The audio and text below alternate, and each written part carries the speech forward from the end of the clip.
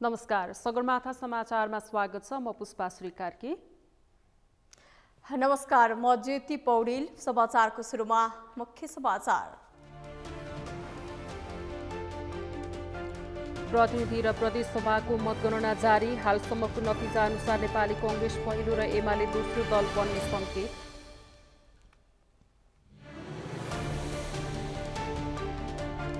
बहुमत नपुग्ने निश्चित भए पनि नेपाली कांग्रेसमा प्रधानमन्त्री होड सुरु। पार्टीको संस्थापन पक्षलाई टक्कर दिने गरी इतर पक्ष नेताको तयारी। तीव्र गतिमा सवारी चलाउने उपर कडाई गर्दै ट्राफिक प्रहरी। अटेर गर्नेलाई पक्राउ गरी 1 घण्टे सचेतना कक्षा दिएर मात्रै छाडिने।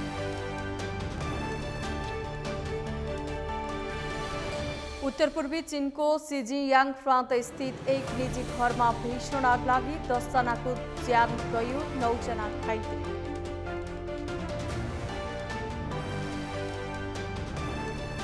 र त्रिभुवन आर्मी क्लबको ए टिमले 5औं प्रधान सेनापति अन्तर्राष्ट्रिय ट्राई एडभेन्चर प्रतियोगिताको उपाधि जित्यो। आर्मी के बी टिम दोस्रो स्थानमा।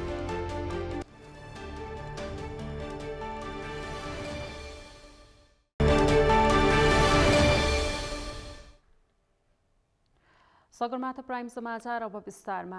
आइतबार मतदान सकिएका सबैजसो निर्वाचन क्षेत्रको मतगणना जारी रहेको छ। प्रतिनिधि सभा र प्रदेश सभाको देशभरका विभिन्न निर्वाचन क्षेत्रको मतगणना चलिरहेको हो।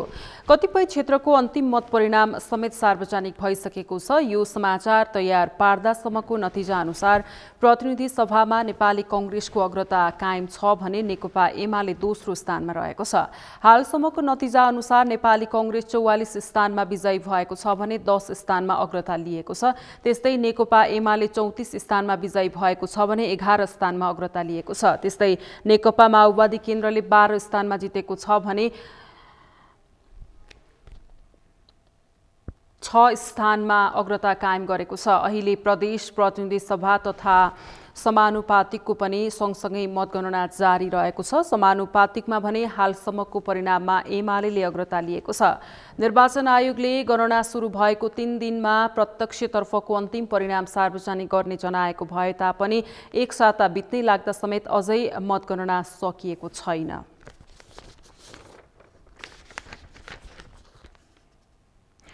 आइतबार एकै चरणमा भएको प्रतिनिधि सभा र प्रदेश सभा सदस्य निर्वाचनको मतगणना जारी छ। मतगणना भएका स्थानमा प्रत्यक्ष र समानुपातिक तर्फको मतपत्र एकैपटक गन्ती गर्न केही ढिला भएको निर्वाचन आयोगको तर्क छ। राजनीतिक दलको अवरोध बाहेक 152 वटा निर्वाचन क्षेत्रको मङ्सिर 14 गतेसम्म अन्तिम मत परिणाम निकाल्ने निर्वाचन आयोगको लक्ष्य छ। अभिषेक सुनारको रिपोर्ट। मङ्सिर 4 गते भएको निर्वाचनको मतगणना जारी छ। उपत्यकाका काठमाडौँ, ललितपुर र भक्तपुरको 15वटै निर्वाचन क्षेत्रको अन्तिम परिणाम आइसकेको छ। देशभरबाट मत परिणाम आउने क्रम जारी नै छ। दोलखा र स्याङ्जा निर्वाचन क्षेत्र नम्बर 2 को मतगणना अझै सुरु भएको छैन। बाजुरामा मतदानको दिन भएको विवादका कारण मतदान समेत अन्यल नै छ। हुम्ला लगायतका कतिपय दुर्गम स्थानमा भने मतपेटीका ढुवानीमा ढिलाइ हुँदा बुधबार मात्र मतगणना सुरु गरिएको छ। निर्वाचन आयोगले 14 गतेभित्र प्रतिनिधि सभा सदस्यको प्रत्यक्ष र समानुपातिक तर्फको अन्तिम परिणाम निकाल्ने लक्ष्य लिएको छ। समानुपातिकको अब 165 र 330 को त निर्वाचन अधिकृत कार्यालयबाटै फाइनलाइजेसन हुन्छ। कुन दलले कति प्रत्यक्षतर्फ सिट आयो भन्ने कुरा आयोगसँग पर्खिनै परेन। निर्वाचन अधिकृत कार्यालयबाट आउँछ। रह्यो समानुपातिकतर्फ कुन दलले कति सिट पाउनुभयो भन्ने कुरा आयोगको सर्भरमा सबै निर्वाचन क्षेत्रबाट डेटा चाहिँ मानव 13 गते चाहिँ आइसक्यो भने 14 गते या 15 गतेभित्र कुन दलले कति सिट चाहिँ पाउँछ भन्ने कुरा आयोगले एक खालको हिसाब गरेर निकालिदिन्छ। प्रतिनिधि सभाको 165 निर्वाचन क्षेत्रमध्ये 162 क्षेत्रको मतगणना र अन्तिम परिणाम आउने क्रम जारी नै छ। तर प्रतिनिधि सभा र प्रदेश सभाको प्रत्यक्ष र समानुपातिक तर्फको मतगणना एकैपटक गरिएको हुँदा मत परिणाम आउन ढिलाइ भएको धेरैको बुझाइ छ। निर्वाचन आयोगले भने प्रत्यक्ष र समानुपातिक तर्फको मतगणना एकैपटक गर्दा केही ढिलो भए पनि समानुपातिकको मत परिणाम एकैपटक निकाल्न सजिलो भएको प्रतिक्रिया दिएको छ। दलले 7 दिनभित्र कानुनले भने अनुसारको सूची पेश गर्नु हो भने मानव 14 गते चाहिँ आयो, 15 गते हामीले पत्रचार गरियो, त्यसको 7 दिन भनेपछि 22 गते चाहिँ यदि उहाँहरूले हामीलाई त्यो सबै सूची मिलाएर दिनुभयो भने अनि हामीले तोकेको समयभित्रै परिणामहरू सार्वजनिक गर्न सक्छौँ। तर सूची मिलाइदिनु भएन भने फेरि हामीले 3 दिनको समय दिएर सच्याउनलाई समय दिनुपर्छ। त्यसले गर्दा 22 दिन 25 मा जान सक्छ। अनि त्यसपछि हामीले त्यसलाई चाहिँ अब 2-3 दिन ढिलो चाहिँ मात्र राष्ट्रपति कहाँ पेश गर्नुपर्ने हुन्छ। तर हामीले चाहिँ मानौँ थप समय दिनु परेन भने त 22 गते नै चाहिँ हामीले काम सक्ने रहेछौँ नि। 4वटै मतपेटिकाहरू प्यारलली गर्दाखेरिमा त अलिकति ढिलो त हुने भयो। एउटा काम सक्नु र 4वटा काम सक्नुमा त 4वटा काम सक्दाखेरिमा त अलिकति टाइम लान्छ हो, त्यो हो। तर त्यसको सकारात्मक पक्ष पनि त यहाँलाई मैले भने नि, त्यो भनेको हामीले समानुपातिकको पनि दलहरूले कति मत ल्याए भन्ने कुरा सँगसँगै जानकारी पाउन सकेका छौँ नि त। मङ्सिर 15 गतेसम्म समानुपातिक प्रणालीतर्फ कुन दललाई कति सिट प्राप्त भयो भनेर पत्रचार गर्ने आयोगको भनाइ छ। त्यसपछि दलले काम सच्याएर आयोगमा आइपुग्दा र समानुपातिकको सम्पूर्ण काम मङ्सिर 22 गते सक्ने निर्वाचन आयोगको योजना छ। सगरमाथा टेलिभिजनका लागि क्यामेरामा लिम्बहादुर खत्रीका साथ अभिषेक सुनार, काठमाडौँ। निर्वाचनको मत परिणाम आउने क्रम जारी रहँदा मुलुकमा कसको नेतृत्वको सरकार बन्ला भन्ने विषयको चर्चा सुरु भइसकेको छ। प्राप्त मत परिणाम र आउँदै गरेको मत परिणामका आधारमा कुनै पनि दलको बहुमत पुग्ने देखिँदैन। यस्तो अवस्थामा थुप्रै नेताहरूले आफूलाई प्रधानमन्त्रीको दावेदारका रूपमा प्रस्तुत गरे पनि त्यसले सार्थकता पाउन नसक्ने पक्का छ। यशोदा भण्डारीको रिपोर्ट। नेकपा एमालेबाट केपी शर्मा ओली प्रधानमन्त्रीको उम्मेद्वारका लागि घोषणा भइसके पनि नेपाली काङ्ग्रेसभित्र प्रधानमन्त्री को बन्ने भन्ने टुङ्गो अझै लागेको छैन।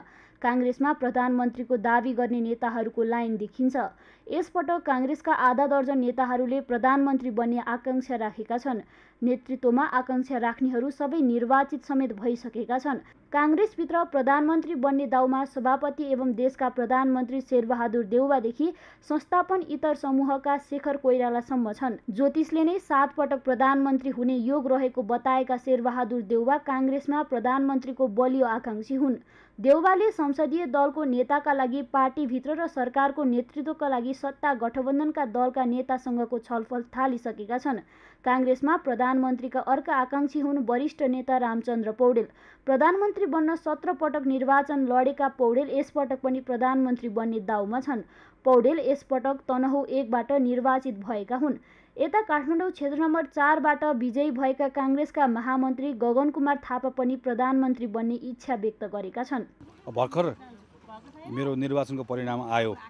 निर्वाचनको परिणाम नआउने बेलासम्म मैले कुनै पनि कुराहरू अगाडि बढाउने कुरा त्यो उपयुक्त हुँदैन थियो। अब निर्वाचित भएर आउनुभएको साथीहरूसँग कुराकानी थाल्छु। मलाई के विश्वास छ भने देशभरिको साथीहरूले निर्वाचित भएर आउने खास गरिकन साथीहरूले मतदाताको मनोविज्ञान के छ, उनीहरू कसरी परिवर्तन खोजिरहेका छन् भन्ने कुरा राम्रोसँग बुझ्नुभएको छ भन्ने मलाई लाग्छ। त्यसको आधारमा पक्कै पनि योभन्दा पहिला कुनै सोच बनाउनु भएको रहेछ भने पनि निर्वाचनको परिणामलाई हेरेर उहाँले सोच बदल्नुहुन्छ भन्ने मलाई विश्वास छ। त्यसैले मैले अब पार्टीको संसदीय दलको नेताको तयारी सुरु गरिसकेँ। मैले अब म सबैसँग कुराकानी गर्छु, छलफल गर्छु, अगाडि बढाउँछु। 13औं महाधिवेशनमा शेरबहादुर देउवालाई सभापतिमा सहयोग गरेका नेता शशाङ्क कोइराला पनि प्रधानमन्त्रीको पदका लागि दावी गरेका छन्।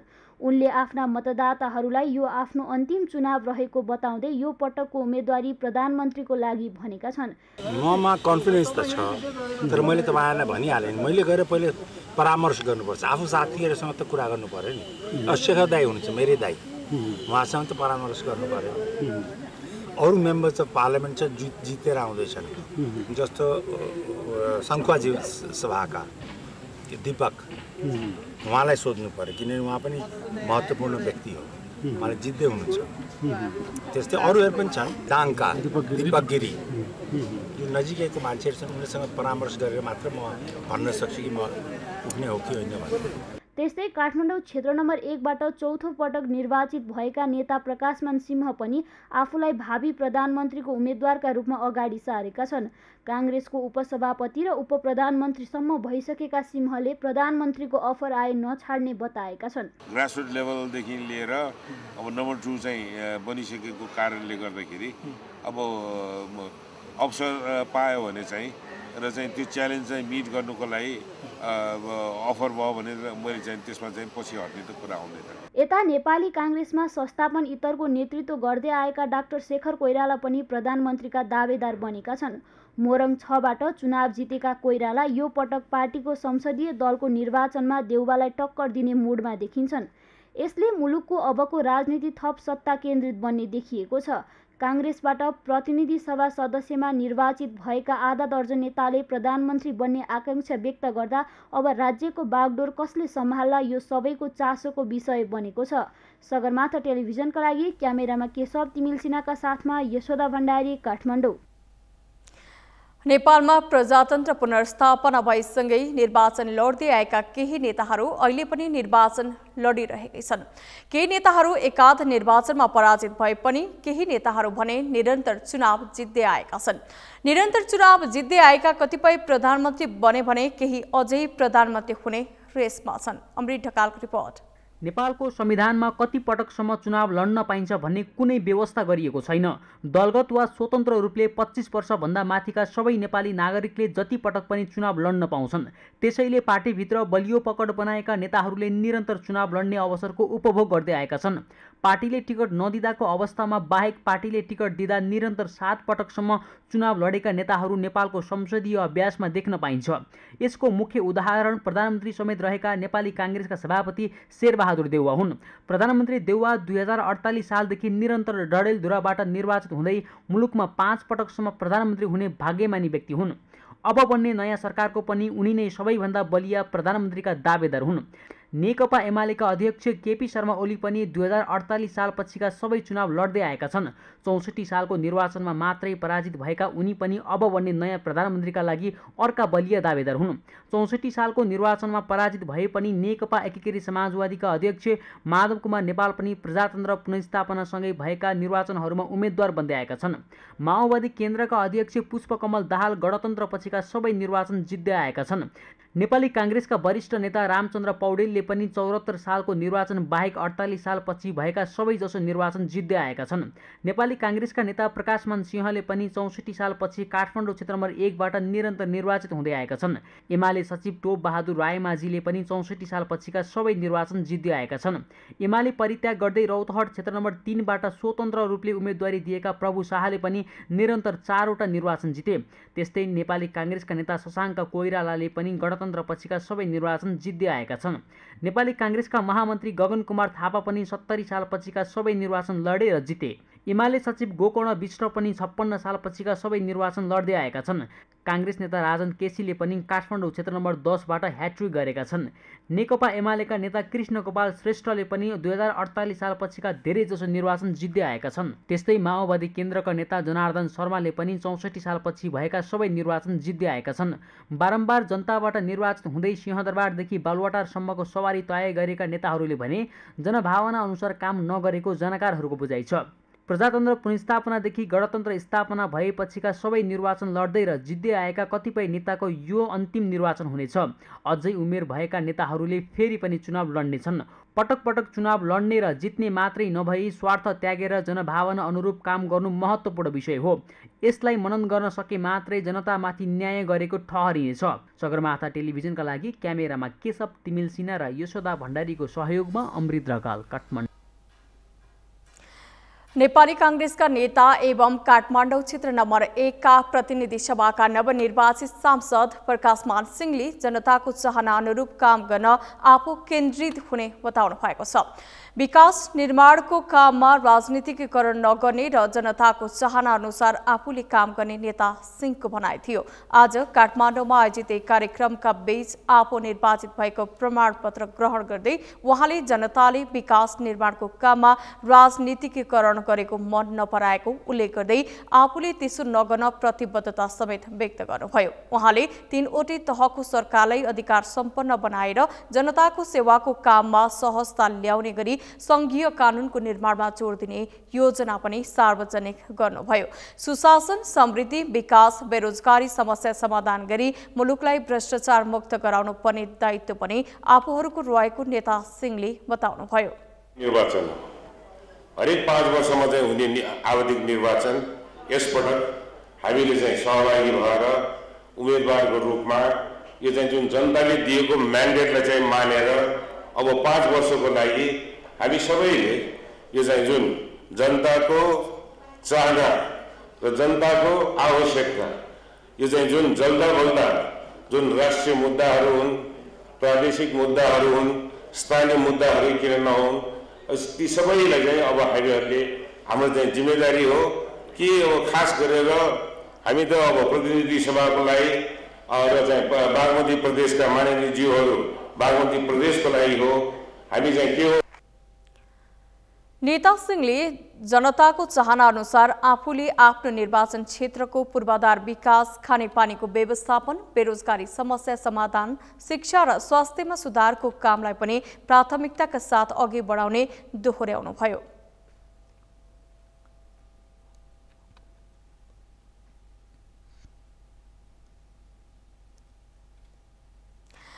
मुलुकभरको मतगणना जारी छ। अधिकांश स्थानको मत परिणाम आइसकेको छ भने केही स्थानको आउने बाँकी छ। मत परिणाम आएका अधिकांश क्षेत्रमा नयाँ अनुहारको उदय भएको छ। काठमाडौँ उपत्यकाको 5 क्षेत्र साथै उपत्यका बाहिरका केही जिल्लाहरूमा स्वतन्त्रको जित भएको छ। नयाँ अनुहारबाट जनताले धेरै आशा बोकेका छन्। यसै सन्दर्भमा आज हामीले सर्वसाधारणलाई सोधेका थियौं, नयाँ दलको संसदमा कस्तो भूमिका हुनुपर्छ? हेरौं उनीहरूको भनाई उनीहरूकै शैलीमा।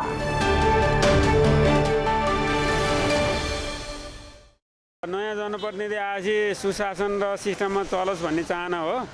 अब हिजो चाहिँ अब बहुदलीय व्यवस्था आएपछि गणतन्त्र पनि आयो, देशमा जनयुद्ध पनि भयो, सबै कुरा भए, तर जनयुद्धबाट पनि केही भएन। अब नातावाद, कृपावाद, पालो पारो, छोरो सालो, आफन्तलाई चाहिँ अब जाहिर खुवाउने, भ्रष्टाचार गर्ने, घुसखोरी गर्ने भन्दा विकल्प केही भएन। अब चाहिँ सिस्टममा देश चलोस्, राम्रो होस्, जनताले सुविधा पाउन्, न्याय पाउन्। नयाँ जनप्रतिनिधिहरूको लागि अब नयाँहरूले चाहिँ नि अब भ्रष्टाचार निर्मूलन पर्यो, देशमा चाहिँ नि अब राम्रो चाहिँ नि विकास हुनु पर्यो। नयाँ जनप्रतिनिधि अहिलेको युवा पिँढीको जुन भावना छ र देशले खोजेको जुन विकास छ त्यो अनुसार उहाँहरूले विकास अनुसार उहाँहरू अगाडि बढ्न हो भने देशले अहिले खोजेको त्यही नै हो। यसभन्दा अगाडिको जुन 52-53तिर जस्तो फेरि पनि त्यो नदोहोरियोस् भन्ने कुरो सबै अहिले जनताले चाहेको त्यही हो। निर्वाचित प्रतिनिधिबाट विशेष गरी अहिलेको निर्वाचन परिणाम सन्दर्भमा वैकल्पिक शक्तिहरू उदाइरहेको देखिरहेको छु। विशेष त जनताले पुराना कर्मकाण्डी व्यक्तिहरू भन्दा पनि उनीहरूबाट बढी अपेक्षा गरिरहेका छन् र जुन प्रविधि मैत्री, चुस्त दुरुस्त सेवा प्रवाहमा चाहिँ यिनीहरूको अहम भूमिका होस् भन्ने हाम्रो अपेक्षा छ।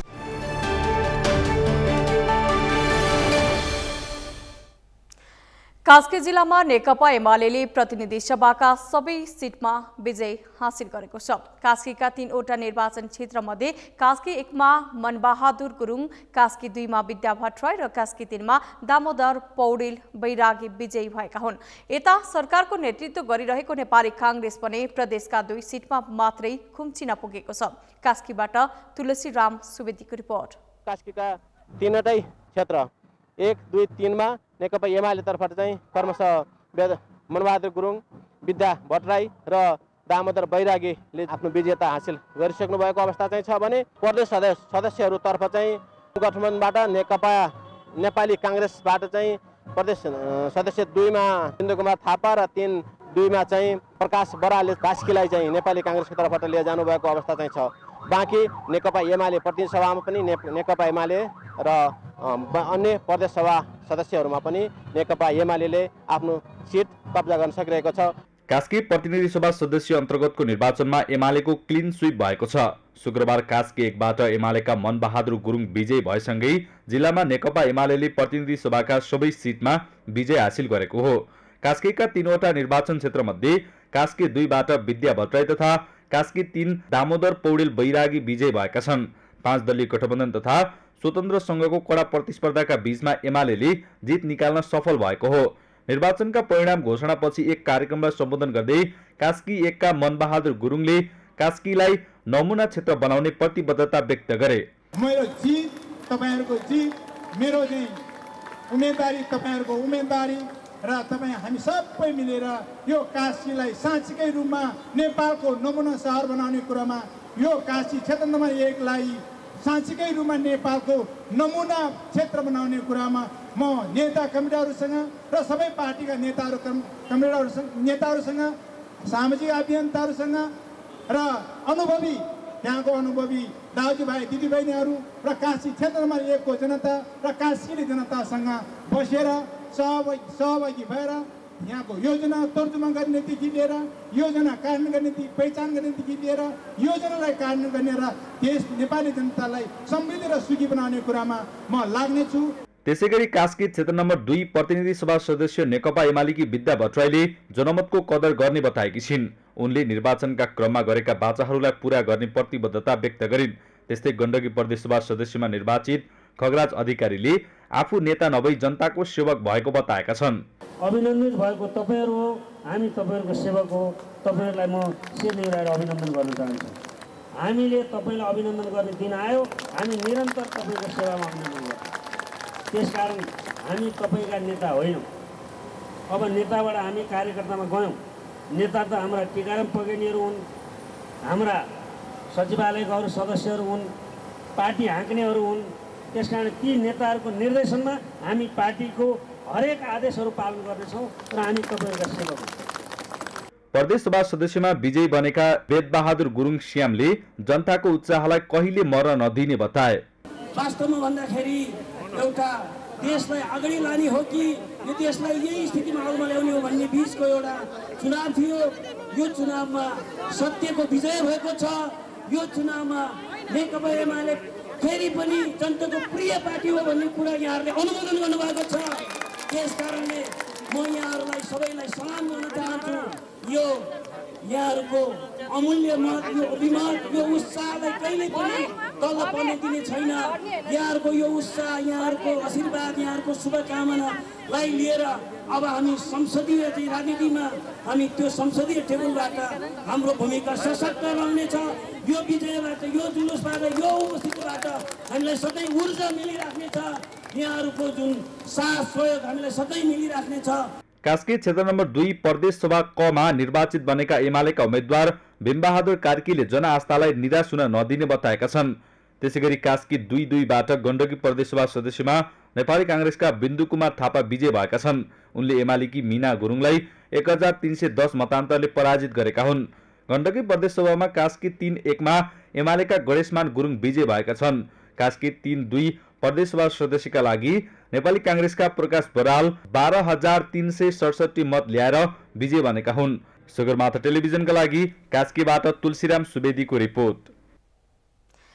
प्राइम समाचारमा एकैछिन विश्रामपछि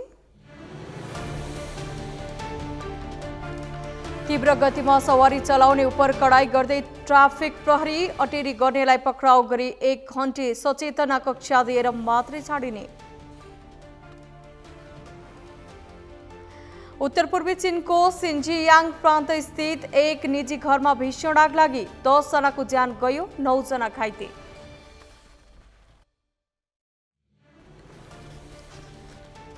र त्रिभुवन आर्मी क्लबको एक टिमले 5औं प्रधान सेनापति अन्तर्राष्ट्रिय ट्राई एडभेन्चर प्रतियोगिताको उपाधि जित्यो।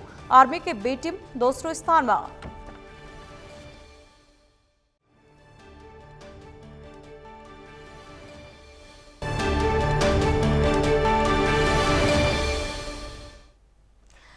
विश्रामपछि पुनः स्वागत छ। अब बाँकी समाचार।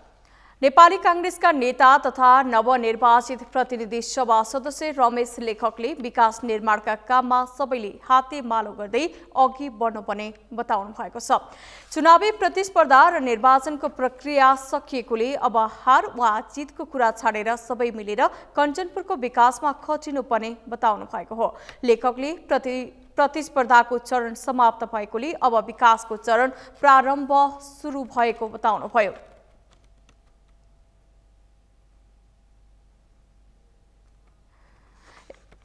यसैगरी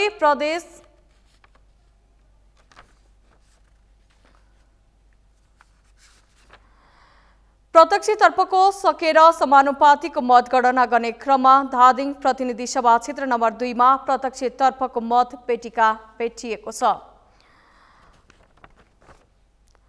मुख्य निर्वाचन अधिकृत कर्मचारी र उम्मेदवारका प्रतिनिधिहरूकै कमजोरीका कारण प्रतिनिधि सभा क्षेत्र नम्बर 2 को प्रत्यक्षतर्फको गणना गर्न छुटेको हो। प्रतिनिधि सभा सदस्यका लागि समानुपातिक मत गणना गर्ने क्रममा प्रत्यक्षतर्फको मत पेटिका भेटिएपछि केही बेर हंगामा नै मचिएको छ। कन्याबास गाउँपालिका वडा नम्बर 4 को गणेशकुण्ड मावि मतदान स्थलको ख केन्द्रको मत पेटिका गणनामा छुटेको हो। रातको समयमा सबैतिरको मतपत्रहरू एकैपटक आउँदा भण्डारमा राख्ने क्रममा प्रत्यक्षतर्फको मत पेटिका समानुपातिक तर्फ परेको मुख्य निर्वाचन अधिकृत स्वीकृति पराजुलीले बताउनुभयो। मतदाताले मत जाहेर गरेपछि कुनै पनि बुलवस जुनसुकै बक्सामा परे पनि सदर गर्ने मतगणना पूर्व नै सर्वपक्षीय सहमति भएको छ। सोही अनुसार छुटेको मत पेटिका पुनः गणना गरी प्रत्यक्षतर्फका उम्मेदवारको मत थप गरिएको पनि पराजुली बताउनुभयो। धादिङ प्रतिनिधि सभामा कुल 155 मतदान केन्द्र रहेकोमा 154 वटा केन्द्रको मात्रै गणना भएको थियो।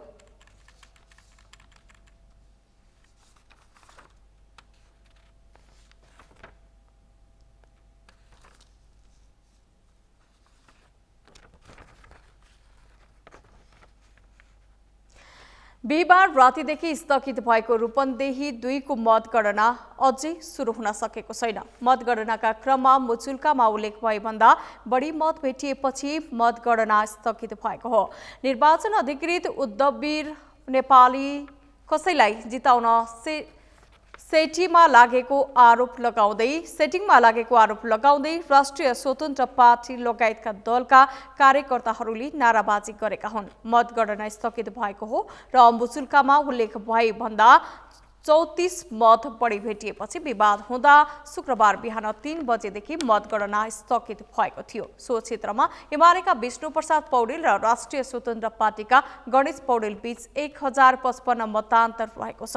निर्वाचनमा धाँधली भएको भन्दै राष्ट्रिय स्वतन्त्र पार्टी लगायत सत्ता गठबन्धन दलहरूले पुनः मतदान गर्नुपर्ने माग गरेका छन् भने नेकपा एमालेले रोकिएको मतगणना सुचारू गर्नुपर्ने अडान लिएको छ। 81,220 मत खसेको सो क्षेत्रमा अझै 6,000 मतगणना गर्न बाँकी रहेको छ। विवाद समाधान गर्न निर्वाचन अधिकृतको कार्यालयले सर्वदलीय बैठक बोलाए पनि सहमति हुन सकेको छैन। मतगणनाका क्रममा केही मतपत्रमा मतदान अधिकृतको हस्ताक्षर नभएका मतपत्र समेत भेटिएको मतगणना प्रतिनिधिले बताएका छन्।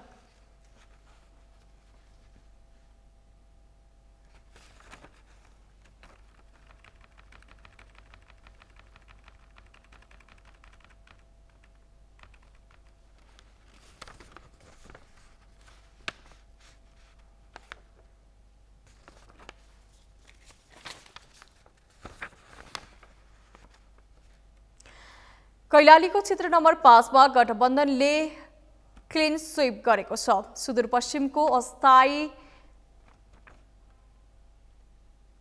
काममा समेत रहेको क्षेत्र नम्बर 5 बाट प्रतिनिधि सभामा सत्ता गठबन्धनका उम्मेदवार नेपाली कांग्रेसका डिलीराज पन्त विजय भएका छन्।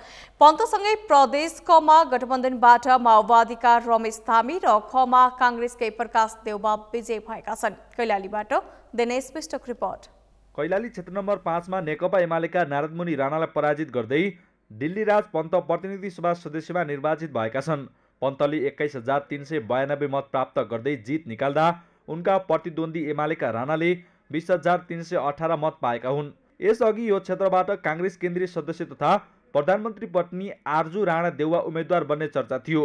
उनी यहाँबाट उम्मेद्वार पनि सिफारिस भएकी थिइन्, तर पछि उनले समानुपातिकमा बस्ने निर्णय गरेकी थिइन्। त्यसपछि पन्तले यहाँ टिकट पाएका थिए। प्रतिनिधि सभामा निर्वाचित पन्त यसअघि 2074 मा यहीँबाट प्रदेश सभा सदस्यमा विजयी भएका थिए। पन्तले यहाँका साना समस्या समाधान र ठूला योजना आफ्नो कार्यकालमा सञ्चालन गर्ने प्रतिबद्धता गरेका छन्।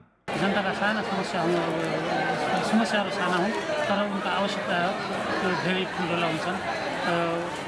सिँचाइको कुराहरू, सामान्य कुराहरू, सिँचाइको कुराहरू, कहिलेकाहीँ ग्रेभल गर्ने कुराहरू, बीज गर्ने कुराहरू भए, पुल पुलिसाका कुराहरू भए, मलका कुराहरू भए, यो विद्यालय व्यवस्थापनका कुराहरूको गाउँलेलाई तत्काल आवश्यकता पर्ने यी कुराहरूलाई हामी समाधान गर्न सबभन्दा पहिला प्रयास गर्नेछौँ र अरू जो हामीले प्रतिबद्धता पत्रमा उल्लेख गरेका थियौँ त्यो त हुने नै छन्। विशेष गरेर यहाँ हाम्रो यो 5 नम्बर क्षेत्रमा तटबन्धनको एउटा तटबन्ध नभइकन धेरै विकराल रूप लिएको छ।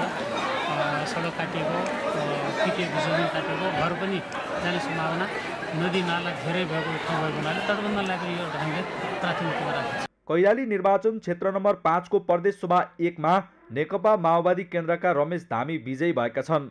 नेकपा एमालेका नेपालु चौधरीलाई 125 मतान्तरले पराजित गर्दै धामी प्रदेश सभा सदस्यमा विजयी भएका हुन्। धामीले 9387 मत प्राप्त गरे भने एमालेका चौधरीले 9262 मत पाएका छन्। नागरिक उन्मुक्ति पार्टीका श्रीराम चौधरीले 7864 र राष्ट्रिय प्रजातन्त्र पार्टीका पुष्कर दत्त भट्टले 4767 मत प्राप्त गरेका छन्। नवनिर्वाचित धामीले जनताका बीचमै गएर योजना छनौट गरी काम गर्ने प्रतिबद्धता व्यक्त गरेका छन्। निश्चित रूपमा त्यो बेला पनि मैले धेरै नै निवेदन गरेको थिएँ र त्यो बेला अलिकति हाम्रो गठबन्धनमा त्यति धेरै एकरूपता थिएन मेरो यो निर्वाचन क्षेत्रमा र अहिलेको निर्वाचन यो गठबन्धनमा हाम्रो निकै नै एकरूपता थियो र माथिदेखि तलसम्म सबै हामी गठबन्धन दलभित्र रहेका सबै साथीहरू इमान्दारीपूर्वक हामी खट्यौँ लाग्यौँ र जसका कारणले आज चाहिँ हामी तीनैजना सङ्घ र दुईटै प्रदेशमा हामी निर्वाचनमा सफल भयौँ। निश्चित रूपमा मैले मेरो निर्वाचन क्षेत्रको चुनावी अभियानको क्रममा मैले जनताहरूबाट निकै नै समस्याहरू मैले चाहिँ नोट गरेर राखेको छु र म निर्वाचित भएको छु र मैले फेरि एकचोटि आम मतदाताहरूको बिचमा गएर मैले क्षेत्रबाहिर जस्तो गोदरियाको सन्दर्भमा एउटा मेरो छलफल हुन्छ, उर्माको साबिक उर्माको सन्दर्भमा एउटा छलफल हुन्छ, साबिक फुलबारीको सन्दर्भमा एउटा छलफल हुन्छ र धनगढीका 5वटा वडालाई केन्द्रबिन्दु बनाएर म एउटा छलफल चलाउँछु विकासको लागि। यसमा चाहिँ मैले केही विज्ञ साथीहरूसँग पनि मैले सल्लाह गरेर केही मोडलहरू मैले मोडलकै रूपमा काम गर्ने म सोच बनाएको छु। प्रदेश सभा खमा नेपाली कांग्रेसका प्रकाश बहादुर देउवा विजयी भएका छन्। सत्तारूढ गठबन्धनका साझा उम्मेद्वार देउवा 9591 मत ल्याउँदै विजयी भएका हुन्। उनका प्रतिस्पर्धी नेकपा एमालेका दुर्गा प्रसाद जोशीले 6351 मत प्राप्त गरे। नागरिक उन्मुक्ति पार्टीका गोठु चौधरीले 4358 मत ल्याए भने राष्ट्रिय प्रजातन्त्र पार्टीका शिवराज भण्डारीले 3422 र कांग्रेसबाट बागी उम्मेदवारी दिएका क्षितिज भण्डारीले 3182 मत प्राप्त गरे। देउवाले पनि यहाँका जनताका अपेक्षा अनुसार काम गर्ने बताएका छन्। मैले मेरो आफ्नो 10 बजे प्रतिबद्धता पत्र बनाएर चुनावी अभियानमा जनतासँग प्रतिबद्धता दिएको थिएँ र मैले भ्रमणको क्रममा उहाँहरूले पनि मलाई जुन आशा भरोसा देखाउनु भएको तपाईँले आएर सबै हाम्रो समस्या समाधान गर्नुहुन्छ। विशेष गरी धनगढी महानगरपालिकाले रहेका यो चाहिँ डिमान्ड 1 नम्बर, त्यसपछि कटान, त्यसपछि अवस्थित सहरीकरण र यो खोलानाला अतिक्रमण लगायत यी जो हाम्रा आधारभूत कुराहरू छन् मेरो र बाटोघाटोको कुरा छ, यी सबै कुरा पनि। कैलालीका 5वटा निर्वाचन क्षेत्र मध्ये 3मा नागरिक उन्मुक्ति र 2 क्षेत्रमा गठबन्धनले विजय हासिल गरेको छ। जिल्लामा एमालेले 1 सिट पनि जित्न सकेन। सगरमाथा टेलिभिजनका लागि कैलालीबाट दिनेश विष्टको रिपोर्ट। नेकपा एमालेका नेता तथा पूर्व मन्त्री उमाशंकर अग्ररियाले धनुषा क्षेत्र नम्बर 2 को मतगणना पुनः गर्न माग गर्नुभएको छ। धनुषा क्षेत्र नम्बर 2 बाट नेकपा एमालेको प्रतिनिधि सभाका लागि उम्मेदवारी समेत दिनुभएका अग्ररियाले आज जनकपुर धाममा पत्रकार सम्मेलनको आयोजना गर्दै निर्वाचन अधिकृतको प्रत्यक्ष संलग्नतामा धाँधली भएको आरोप लगाउँदै पुनः मतगणनाको माग गर्नुभएको हो। उहाँले कर्मचारीहरूको लापरवाहीले प्रतिनिधि सभाको मतपत्र प्रदेश सभाको मतपेटिकामा खसालेकाले सो मतपत्रको पनि गणना हुनुपर्नेमा निर्वाचन अधिकृतले मतपत्र बदल गर्नु जनअभिमतको अपमान रहेको बताउनुभयो। जान्ने व्यक्तित्वले यसलाई अब अरूको बाकसमा छ, यसलाई अब कानुनी मान्यता छैन, आफ्नो राजी खुसी कुनै व्यक्ति विशेषलाई जिताउनको लागि चाहिँ 400 मत, लमसम 400 मत जो सदर मत छ त्यो एउटा पोका बाँधेर साइडमा राखियो, तर त्यसलाई काउन्ट गरेन। एउटा जनताको मत सुनिश्चित गराउनको लागि म निवेदन र आग्रह गर्न चाहन्छु। अब मैले त अब सडक सङ्घर्ष गर्ने हो, कानुनी उपचार पनि खोज्छु, सडक सङ्घर्ष गर्छु। जुन देशमा एउटा कर्मचारीले अब न्यायलाई धज्जी उडाउँछ, कुनै पार्टी विशेषको नोकरी चाकरी गर्छ पुलिस प्रशासनले, त्यो देशमा अब सङ्घर्ष बिनाको विकल्प रहेन। म सङ्घर्षमा पनि जान्छु र अदालतको कानुन मानेर देशको अदालत प्रक्रियामा पनि जान्छु। यस सम्बन्धमा सरकारी वकिल धर्म अवतार कोइरालालाई पटक पटक मौखिक आग्रहको साथै लिखित रूपमा निवेदन दिन खोज्दा निवेदन लिनबाट अस्वीकार गरेको उहाँले बताउनुभयो। उमाशंकर अग्ररियाले निर्वाचन अधिकृत कोइरालालाई अविलम्ब कारबाहीको मागसहित सदर मतपत्रहरूलाई निष्पक्ष ढङ्गले गणना गर्नका लागि माग समेत गर्नुभएको छ। पुनः मतगणना नगरिए अदालत जान बाध्य हुने उहाँले चेतावनी समेत दिनुभएको छ। धनुषा क्षेत्र नम्बर 2 मा 157 मतले अग्ररियालाई पछि पार्दै नेपाली कांग्रेसका रामकृष्ण यादव विजयी हुनुभएको छ। सवारी दुर्घटनाको मुख्य कारणहरू मध्येको एक तीव्र गति पनि हो। तीव्र गतिमा सवारी चलाउँदा सवारी साधन अनियन्त्रित हुन गई दुर्घटना हुने धेरै सम्भावना हुन्छ। नियन्त्रित गतिका साथ सवारी चलाउन ट्राफिक प्रहरीले बेलाबखत सवारी चालकहरूलाई सचेत पनि गराउँदै आइरहेको छ, तर दुर्घटनाको दरमा कमी भने आउन सकेको छैन। दुर्घटनामा कमी ल्याई जनधनको क्षति न्यूनीकरणका लागि ट्राफिक प्रहरीले कडाई गर्ने भएको छ। तीव्र गतिमा सवारी साधन चलाउने चालकहरूलाई अनिवार्य रूपमा सचेतना कक्षा दिएर मात्रै छाडिने ट्राफिक प्रहरीले बताएको छ। एक रिपोर्ट। ट्राफिक प्रहरीले तीव्र गतिमा सवारी साधन चलाउने चालकहरूलाई मङ्सिर 15 गतेदेखि अनिवार्य रूपमा 1 घण्टाको सचेतना कक्षा दिने भएको छ। काठमाडौँ उपत्यका ट्राफिक प्रहरी कार्यालयले शुक्रबार पत्रकार भेटघाट कार्यक्रमको आयोजना गरी यस विषयमा जानकारी दिएको हो। काठमाडौँ उपत्यका ट्राफिक प्रहरी कार्यालयका प्रवक्ता राजेन्द्र प्रसाद भट्टले तीव्र गतिमा सवारी साधन चलाउनेहरूलाई ट्राफिक नियम अनुसार कारबाही गर्दै 1 घण्टाको सचेतना कक्षामा सहभागी भएपछि मात्रै छोडिने बताए। उनले उपत्यकामा हुने धेरै सवारी दुर्घटनाहरू तीव्र गतिका कारण हुने गरेको भन्दै सवारी दुर्घटनालाई न्यूनीकरण गर्नका लागि सचेतना कक्षा दिनुपर्ने आवश्यकता रहेको बताए। उनले यसअघि मादक पदार्थ सेवन गरेर चलाउने, लेन अनुशासन पालन नगर्ने र रातो बत्ती क्रस गर्नेहरूलाई मात्रै सचेतना कक्षा दिँदै आएको उल्लेख गरे। हामीले अहिलेसम्म मादक पदार्थ सेवन गरेर सवारी साधन चलाउने, लेन अनुशासन पालना नगर्ने र रातो बत्ती क्रस गर्ने, रातो बत्तीको पालना नगर्ने चालकहरूलाई जरिवाना गर्नुको साथै अनिवार्य रूपमा सचेतना कक्षामा समेत सहभागी गराउँदै आएका छौँ भने अब मङ्सिर 15 गतेदेखि तीव्र गतिमा सवारी साधन चलाउने चालकहरूलाई पनि हामी अनिवार्य रूपमा 1 घण्टाको सचेतना कक्षामा सहभागी भए पश्चात उहाँहरूलाई चाहिँ कारवाही गरेर छोड्ने हामीले सूचना प्रकाशित गरिसकेका छौँ र यो लागू हुँदैछ। यसको कारण के त भन्दाखेरि काठमाडौँ उपत्यकामा जुन दुर्घटनाहरू हुन्छ त्यो दुर्घटनाहरूको मुख्य कारण चाहिँ ओभर स्पिडिङ, तीव्र गति मुख्य कारण छ। प्रवक्ता भट्टले गत साउन महिनादेखि हालसम्म सडकमा गुडिरहेका यान्त्रिक अवस्था ठिक नभएका 352 वटा सवारी साधनलाई परीक्षण तथा कारबाहीका लागि यातायात व्यवस्था विभागमा पठाइएको जानकारी दिए। ठुलो आवाज निकाल्ने 18 वटा मोटरसाइकललाई पनि नियन्त्रणमा लिएर परीक्षण गरी कारबाही गरिएको उनले जानकारी दिए। उनले कुनै पनि सवारी साधनमा बम्पर गार्ड नराख्न अनुरोध गरे। राखिएको भए पनि मङ्सिर 15 गतेसम्ममा हटाउन आग्रह गरे। सो अवधिसम्म नहटाए कारबाही प्रक्रिया अगाडि बढाइने पनि प्रवक्ता भट्टले जानकारी दिए। सवारी तथा यातायात व्यवस्था ऐनले यो चाहिँ सवारी साधनमा कम्पनीबाट म्यानुफ्याक्चर भएर आएको बाहेक यो ऐनको दफा 49 को उपदफा 1 मा कुनै पनि सवारी साधनमा स्वरूप परिवर्तन गर्न पाइँदैन भनेर भनेको छ। यो त्यसमा म्यानुफ्याक्चर भएर आएको बाहेकको पाटपुर्जा थप्नु भनेको स्वरूप परिवर्तन हो र त्यो अनुसार यसलाई हामी पहिलो चरणमा आजैदेखि यहाँहरूको माध्यमबाट सूचना यो गएको छ। सबै प्रयोगकर्ताहरूलाई, सबै सवारी प्रयोगकर्ताहरूलाई बम्पर गार्ड हटाउनुको लागि हामीले अनुरोध गर्दछौँ र यदि 15 गतेसम्म उहाँहरूले हटाउनु भएन भने हामी चाहिँ त्यसपछि कारवाहीको चरणमा जान्छौँ।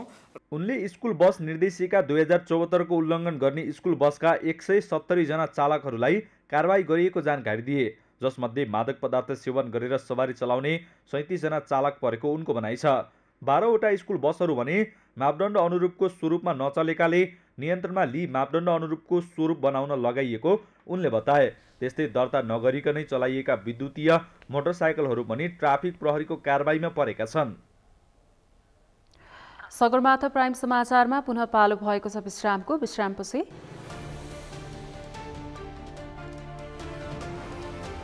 उत्तर पूर्वी चीनको सिन्ज्याङ प्रान्तस्थित एक निजी घरमा भीषण आगलागी, 10 जनाको ज्यान गयो, 9 जना घाइते।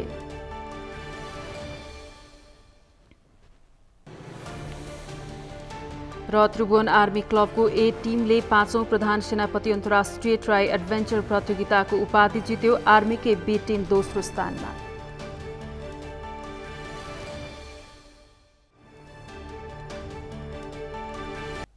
अब अर्थ समाचार।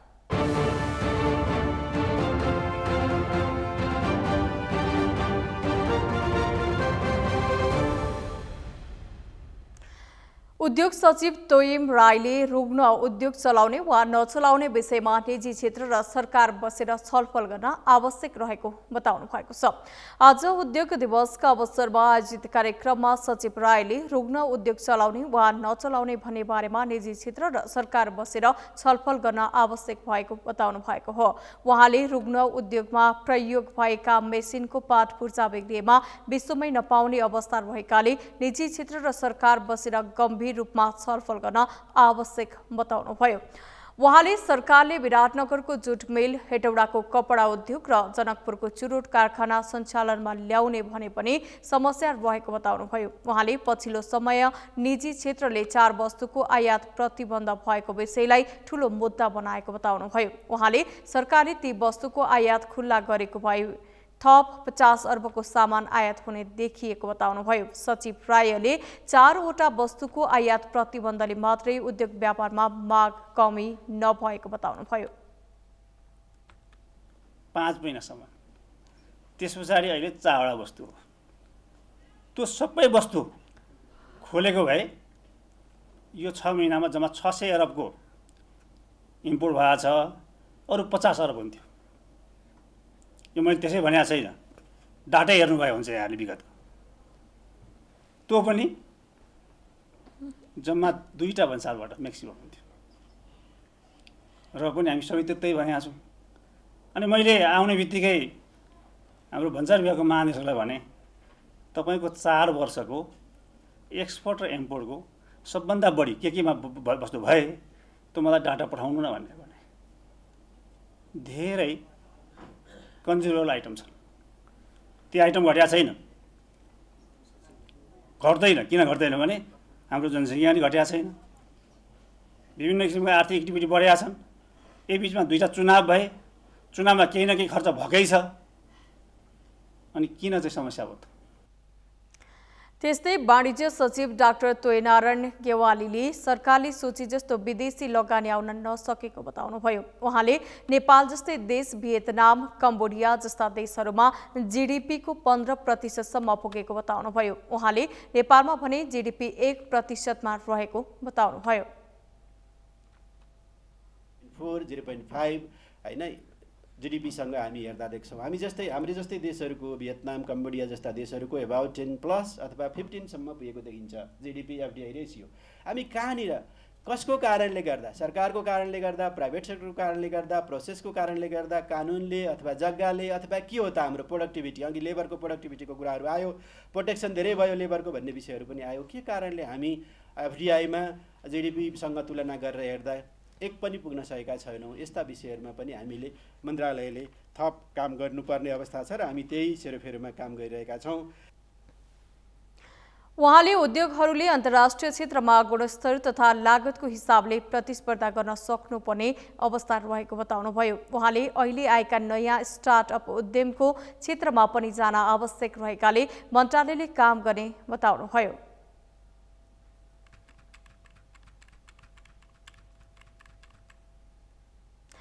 प्राइम समाचारको अन्त्यमा मुख्य समाचार पुनः पटक। प्रतिनिधि र प्रदेश सभाको मतगणना जारी, हालसम्मको नतिजा अनुसार नेपाली कांग्रेस पहिलो र एमाले दोस्रो दल बन्ने संकेत।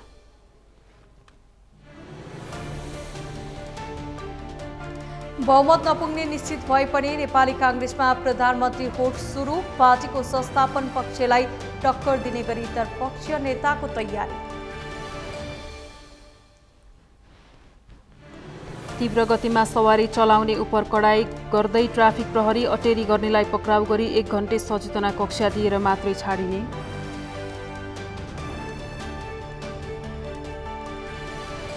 उत्तर पूर्वी चीनको सिन्जियाङ प्रान्त स्थित एक निजी घरमा भीषण आग लागि 10 जनाको ज्यान गयो, 9 जना घाइते।